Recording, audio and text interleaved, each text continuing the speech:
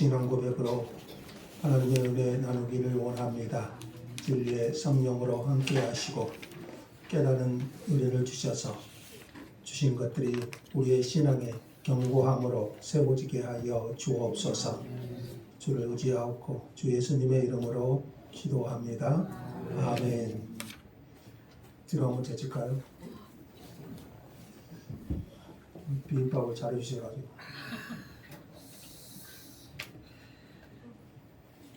더우신데 식사 준비하신 분들 감사합니다. 하나님께 이루기를 받으시길 바랍니다. 자, 오늘은 16조 보겠습니다. 선택에 대해서 나눕니다. God's election, 선택에 대해서 16조 나누겠습니다. 자, 16조는 구원의 시작이 누구에게 있는가 이걸 말합니다. 우리의 구원의 시작이 누구에게 있는가.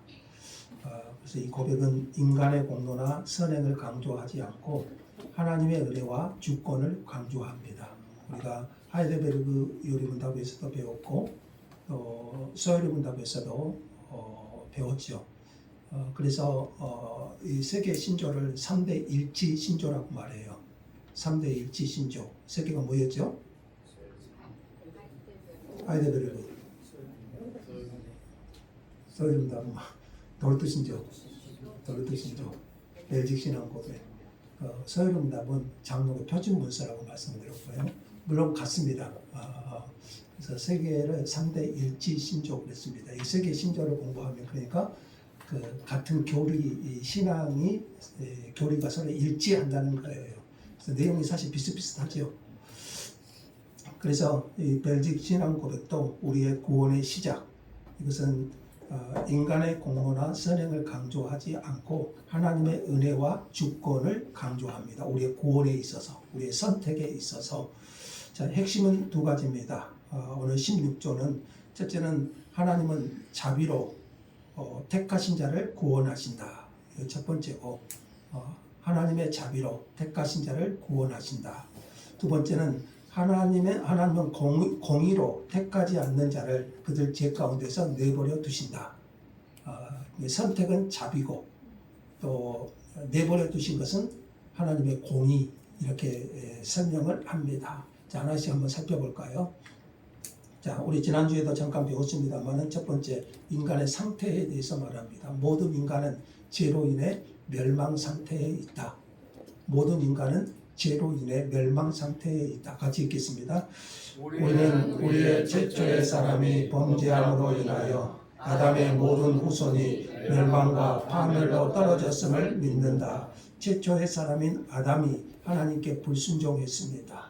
그 결과 죄는 아담 한 사람에게만 머물러 있지 않았습니다. 모든 인류에게, 이것을 정가 이렇게 말합니다. 모든 인류에게 그 죄가 정가되었습니다. 이것을 우리는 원죄 이렇게 설명을 드렸고요. 로마서 5장 12절에서 말한 것처럼 한 사람으로 말미암아 죄가 세상에 들어왔고, 이것을 우리는 대표성의 원리라는 말로도 제가 설명을 드렸고요. 그래서 아담은 인류의 대표였기 때문에 그의 불순종은 모든 후손에게 죄와 사망을 가져왔습니다.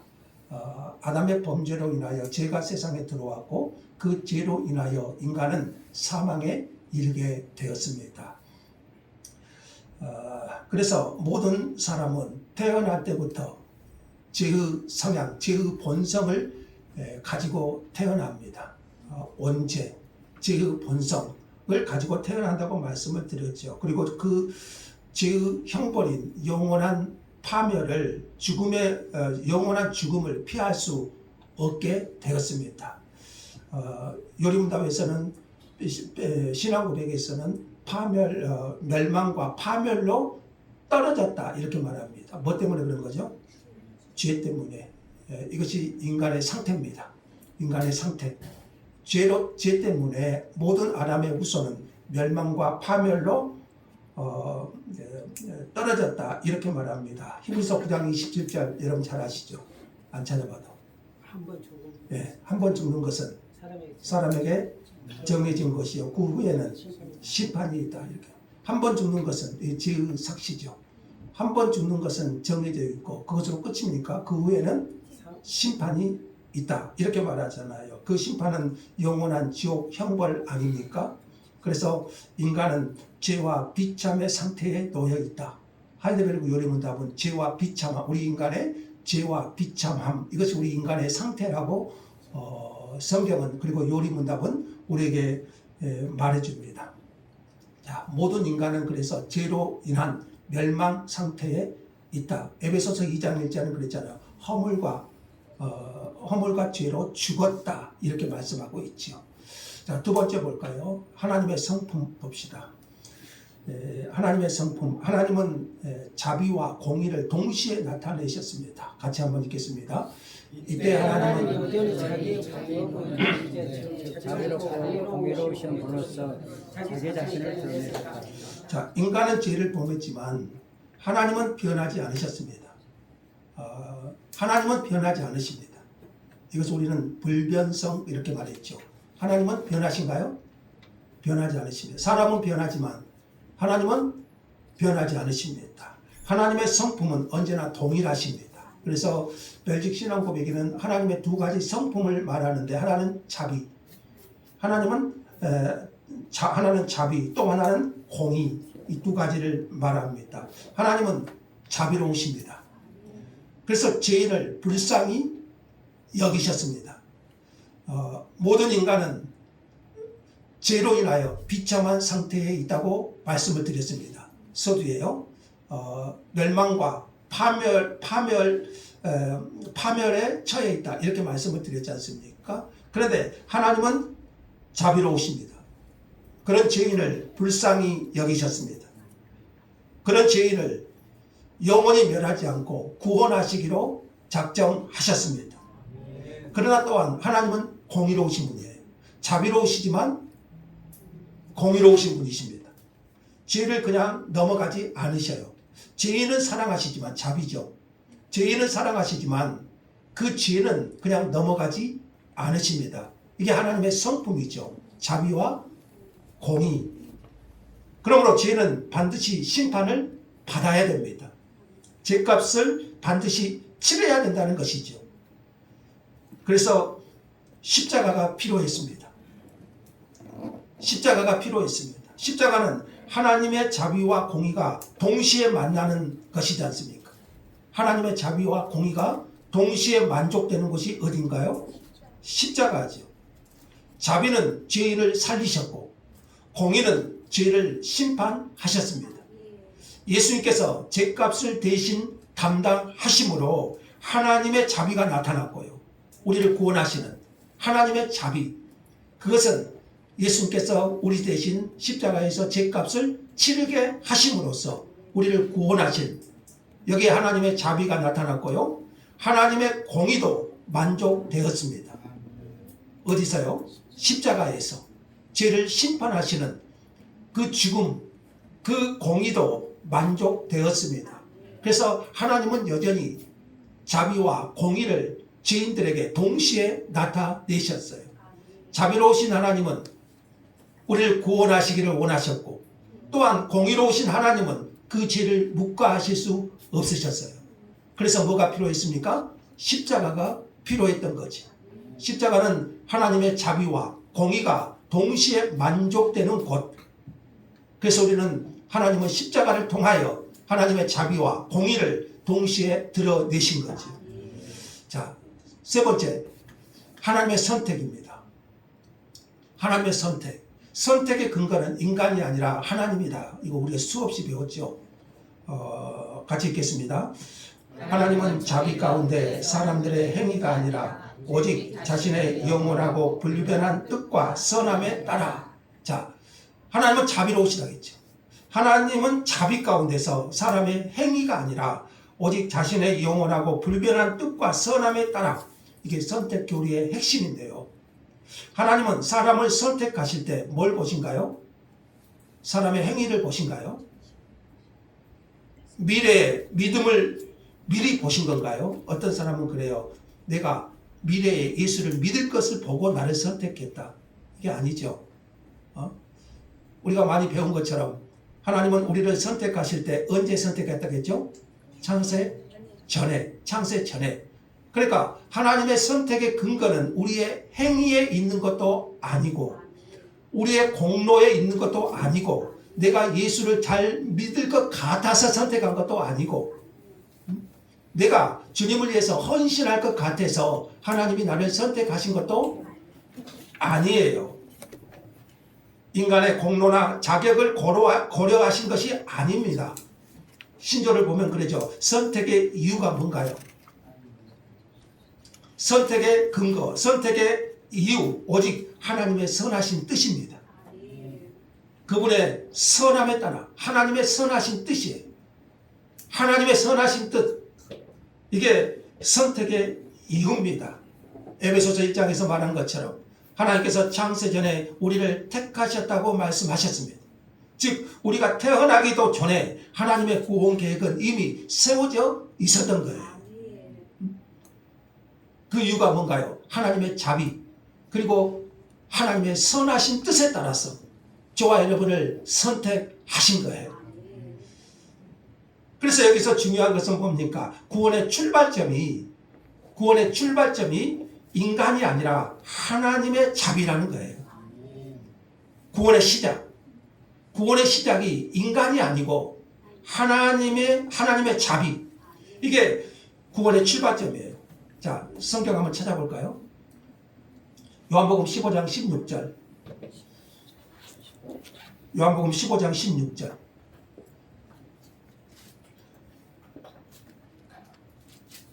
자, 처음 문장 한번 읽어보죠. 너희가 나를 택한 것이 아니고 내가 너희를 택하여 세웠나니.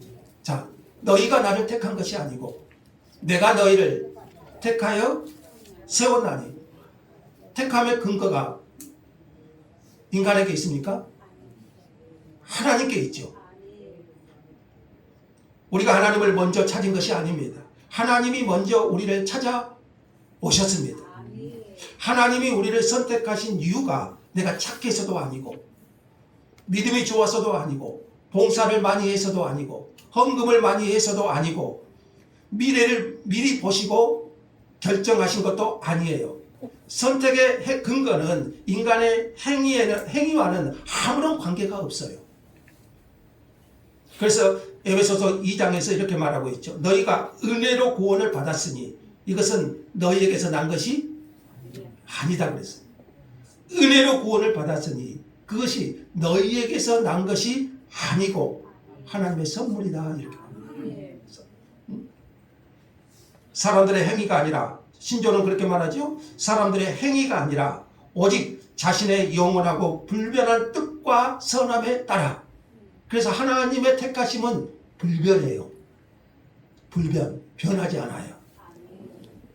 그래서 하나님의 부르심에는 후회하심이 없다 이렇게 말해요. 그래서 하나님께서 택하신 자들은 그 택하심은 불변해요. 많이 들었지 않습니까? 그래서 이것이 좀 이따 나오지만 성도의 견인이라는 것을 우리가 배웠잖아요. 견인. 하나님의 택하심에는 하나님의 불변하신 뜻에 따라서 그 선하심에 따라서 우리를 택하셨다고 그랬어요. 그래서 구원은 전적으로 하나님의 은혜입니다. 구원은 전적으로 내게 있는 것이 아닙니다. 시작은 하나님께서 시작하신 것이고 또 하나님께서 그 구원도 완성하실 것입니다. 우리를 택하신 것은 우리의 공로가 아니라 온전하신 하나님의 선하신 뜻입니다. 이걸 우리는 다른 말로 하나님의 주권 이렇게도 설명합니다. 하나님의 주권. 자, 네 번째. 자, 그러면 하나님이 우리를 선택하셨는데 선택의 중심, 선택은 예수 그리스도. 그 중심은 선택의 중심은 예수 그리스도십니다. 같이 읽소. 우리 주 예수 그리스도 안에서 선택한 사람들. 누구 안에서요? 예수 그리스도 안에서 선택한 사람들. 하나님은 사람을 막연하게 선택하신 것이 아닙니다. 예수 그리스도 안에서 선택하셨어요. 선택받은 사람은 그래서 예수의 십자가를 통해서 구원을 받고 그 십자가를 통하여 의롭다함을 얻고 그 십자가를 통하여 그리스도의 부활에 참여하게 될 것입니다. 그러니까 예수님 없는 선택은 없어요. 예수가 없는 선택은 의미도 없어요. 그래서 우리의 선택은 예수님과 분리될 수가 없어요. 그래서 선택된 자는 예수를 믿게 되고 그 믿음으로 구원하게 하시는 거예요. 하나님은 예수 그리스도 안에서 저와 여러분을 선택하셨습니다. 예수님 밖에는, 그러니까 선택은 없어요. 예수님 밖에서 선택은 의미도 없어요. 예수 안에서, 예수 그리스도 안에서 저와 여러분을 선택하셨고, 그리고 그 예수 그리스도를 믿게 하시고 그 믿음으로 의롭다 하시고 영원한 구원에 이르게 하신 거예요. 그러니까 선택의 중심은 예수 그리스도. 예수 그리스도 안에서 저와 여러분을 선택하셨다. 이게 에베소서 1장 4절에도요. 한번 볼까요? 똑같은 말이 나와요. 에베소서 1장 4절 한번 봅시다. 우리가 잘 아는 말씀인데 창세전에 나오는데요. 한번 읽어볼까요? 곧 창세전에 그리스도 안에서 우리를 택하사 우리로 사랑 안에서 그 앞에 거룩하고 흠이 없게 하시려고. 앞문양 보세요. 곧 창세전에, 언제요? 창세전에 누구 안에서? 그리스도 안에서 우리를 택하사 그랬어요. 그리스도 안에서 우리를 택하사. 신조도 그렇잖아요. 예수 그리스도 안에서 선택한 사람들. 그리스도 안에서 우리를 택하신 거예요. 선택의 중심은 예수 그리스도. 예수 그리스도. 예수 그리스도 안에서 택하셨어요.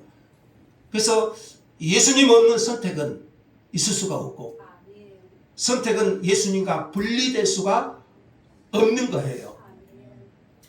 예수 그리스도는 선택받은 자들의 구원을 이루시는, 그래서 중보자가 되십니다. 자, 다섯 번째, 구원의 완성입니다. 같이 읽겠습니다. 선택한 사람들을 멸망에서 구출하시고 보존하신다. 두 가지가 나오는데요. 첫 번째는 구출하신다. 선택한 사람들은 누구 안에서 선택했다고요? 예수 그리스도 안에서 선택하셨는데 그 선택한 사람들을 멸망에서 구출하시고 보존하신다. 첫째는 구출하신다. 이것은 죄와 사망에서 건져내신 거예요. 구원을 말하죠. 죄와 사망에서, 영원한 죄와 비참에서, 멸망과 사망에서 우리를 건져내신 거예요. 의롭다 하시고 결국에는 하나님께로, 하나님 나라로 우리를 이끌어 가실 거예요. 자, 그리고 두 번째는 보존하신다 이렇게 말합니다. 보존하신다. 구원만 하시는 것이 아니고 끝까지 붙으시는 거예요. 하나님은 부르시고 의롭다 하시고 성화시키시고 끝내 영화롭게 하십니다. 다른 말로 하면 끝까지 우리의 구원을 완성하신다. 로마서 8장 29, 30절. 로마서 8장 29절 30절.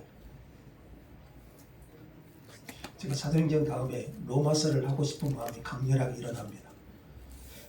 아직까지는 지금도 기도하고 있습니다만 로마서를 바울의 최고의 서신서 작품 아닙니까? 복음을 다시 한번 좀 듣고 싶은 욕망이 있어서 좀 하고 있습니다만 로마서 말씀 제가 핵심만 한번 보시고요.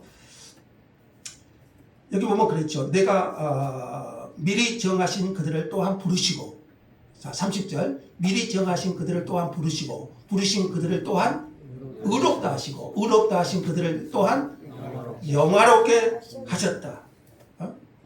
예수님께서도 이런 말씀하신 적이 있어요. 내가 그들에게 영생을 주노니 영원히 멸망하지 아니할 것이다. 자, 그래서 하나님은 우리를 구원하실 뿐만 아니라 우리 구원을 끝까지 완성하신다. 이것이 성도의 견인입니다. 견인. 선택받은 성도는 그래서 하나님께서 끝까지 지키십니다. 때로 우리가 넘어질 수 있어요. 때로 하나님의 품에서 잠시 떠날 때도 있어요. 그러나 선택받은 하나님의 사람은 하나님이 끝까지 지키실 겁니다. 구원의 중심은 인간의 공로나 결단이 아니라 하나님께서 그리스도 안에서 시작하시고 끝까지 완성하시는 은혜에 있어요. 구원도요, 내게 있는 것이 아니라 하나님께서 끝까지 이루시는 은혜에 있는 거예요. 그래서 우리가 잘 아는 말씀 있잖아요. 우리가 빌립보서 1장 6절 잘 아시죠? 제가 한번 읽어볼게요. 너희 안에서 착한 일을 시작하신 이가 예수 그리스도의 날까지 이루실 줄을 우리가 확신하노니 그랬어요. 확신한다. 착한 일이 뭐예요? 구원이잖아요. 우리 안에서 하나님께서 이루신 구원을 그리스도 예수의 날까지 이루실 줄을 우리는 확신한다. 이게 성도의 견인에 대한 말씀이거든요. 그래서 하나님의 선택은 변함이 없어요. 하나님의 선택은 불변해요. 그래서 저와 여러분의 구원을 끝까지 보존하시고 완성하실 것입니다. 구원의 시작도 하나님께 있고 구원의 완성도 하나님께 있어요. 진행도 하나님의 은혜로 이루어져요. 구원의 완성 역시 하나님께서 이루신 거예요. 자, 그래서 구원의 시작도 하나님, 구원의 진행도 하나님, 구원의 완성도 하나님. 자, 마지막 5번째 한번 볼까요? 6위. 자, 그럼 택하지 않은 자는 어떻게 되는가? 저와 여러분은 하나님의 택하심을 입은 줄 믿습니다. 그럼 택하지 않는 자들은 다 같이 읽죠.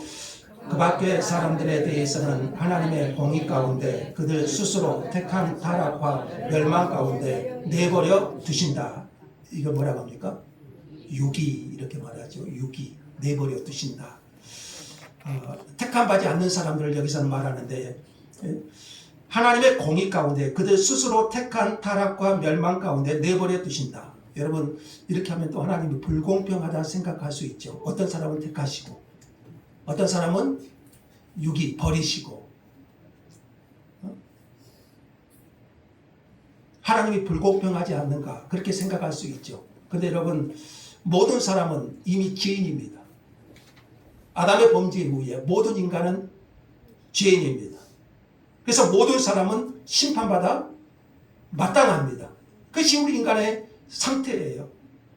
심판은 하나님의 공입니다. 그런데 하나님은 어떤 사람에게는 자비를 베푸셔서 구원하시고 다른 사람들에게는 그들이 원하는 죄의 길을 그대로 가게 하십니다. 내버려 두셔요. 로마서 1장에서 뭐라고 해요?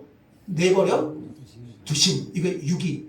어떤 사람은 선택하여 그 구원을 끝까지 완성해 이루시는 반면 어떤 자들은 끝까지 그들의 죄와 타락 가운데 내버려 두셔요.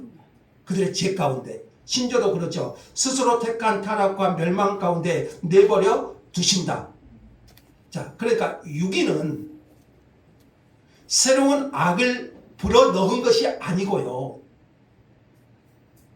죄 가운데 있는 인간을 그대로 두시는 거예요. 모든 인간은 죄인이에요. 그 중에서 하나님은 자비로 선택하신 사람이 있고 또한 그대로 그들의 죄 가운데 그대로 두신 사람이 있어요. 이거 유기. 내버려 두신 거예요. 그러니까 유기는 새로운 악을 불어넣은 것이 아니고 죄 가운데 있는 인간을 그대로 두시는 거예요. 그러므로 선택은 적극적인 은혜고 유기는 공의로운 내버려 두심입니다. 자, 그래서 성경은 내버려 두심과 선택, 붙두심을 대조해요. 선택과 유기, 내버려 두심, 또한 붙두심 이렇게 말해요. 죄 가운데 있는 사람은 하나님께서 공의롭게 내버려 두실 수 있습니다. 그러나 그리스도 안에 있는 사람은 하나님께서 성령으로 붙드시고 그를 부르실 뿐만 아니라 의롭다 하시고 성화시키고 끝까지 그 구원을 완성하실 것입니다. 성경은 그렇게 말해요. 내버려 두심과 붙드심, 선택과 유기. 그러므로 선택받은 사람은 어떻게 생각할까요? 한없는 하나님의 자비에 감사할 뿐입니다. 유기자는 그들 스스로 죄 가운데 내버려 두신 거예요. 그러므로 선택은 하나님의 은혜인 거죠. 자, 그러므로 16조의 핵심 교리는 모든 인간은 멸망받아 마땅할 죄인이지만 모든 인간은 멸망받아 마땅할 죄인이지만 그 중에 하나님은 자비로 일부는 선택하여 구원하지만 택하지 않는 자들은 스스로 선택한 죄 가운데 내버려 두신다. 그래서 인간은 그래요. 내가 하나님을 선택해서 하나님이 나를 구원해 주셨다. 이렇게 말하지만 성경은 구원이 인간의 선택 이전에 하나님의 선택에서 시작되었다고 가르칩니다. 저도 예수를 믿은 것이 대학 때 전도를 받아서 예수를 믿게 되었지만 그러나 그 이전에 하나님의 선택이 있었다는 거죠. 여러분이 어느 순간에 교회를 나와서 예수를 믿게 되었지만 그 이전에 하나님의 선택이 있었다는 거죠. 그래서 예수 그리스도 안에서 선택하셔서 우리를 십자가로 구원하셨고 그리고 그 구원을 완성하실 겁니다. 그러므로 선택은 하나님의 자비로우신 은혜죠. 왜 나를 선택하셨을까요? 하나님의 선하신 뜻입니다. 왜 저 사람을 유기하셨을까요? 하나님의 공의로운 심판입니다. 정리합시다. 자, 하나님의 선하신 선택 이렇게 말합니다. 에베소서 2장 8절 다시 한번 읽고 마칠까요? 너희가 은혜로 구원을 받았으니 이것은 너희에게서 난 것이 아니요. 이 말씀 오늘 16절을 정리하면서 너희가 은혜로 구원을 받았으니 이것은 너희에게서 난 것이 아니다. 하나님의 선하신 선택. 하나님의 선하신 선택. 그래서 이 교리는 우리를 교만하게 만든 것이 아니고 더욱 겸손하게 만듭니다.